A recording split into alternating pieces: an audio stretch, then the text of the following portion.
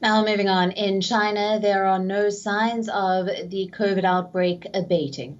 Shanghai has reported a record number of symptomatic COVID-19 cases, despite the dynamic clearance approach aimed at stamping out the Omicron variant.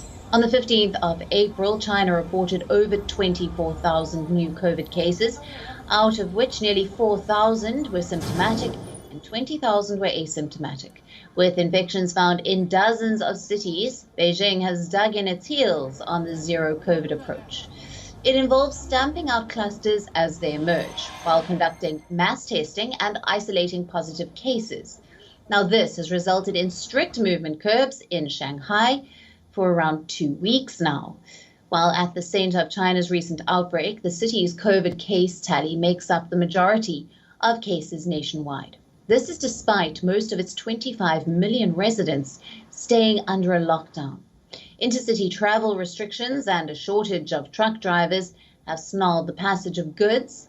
Shanghai authorities have come under fire for allowing cases to spike and for failing to ensure supplies of fresh food to reach all residents. Due to the pandemic control measures, Taiwanese manufacturer Quanta Computer has also suspended production at its Shanghai subsidiary. The plant assembles MacBooks for Apple. Now, the move has put the supply of top-tier Apple laptops at risk. There are also reports of female workers at the plant being transferred to a quarantine camp. Other major cities struck by COVID outbreaks include the city of Xi'an in northwestern China, and residents have been urged to avoid unnecessary trips outside of their residential compounds. Following dozens of COVID-19 infections this month, companies have been encouraged to have employees work from home or to live at their workplace. The Zhengzhou Airport Economic Zone has also announced a 14-day lockdown.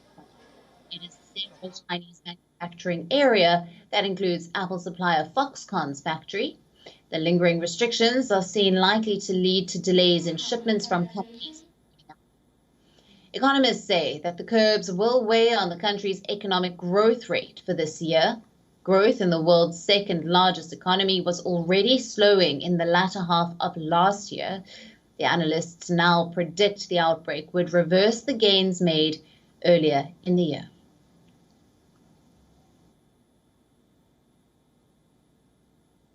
WION now available in your country. Download the app now. Get all the news on the move.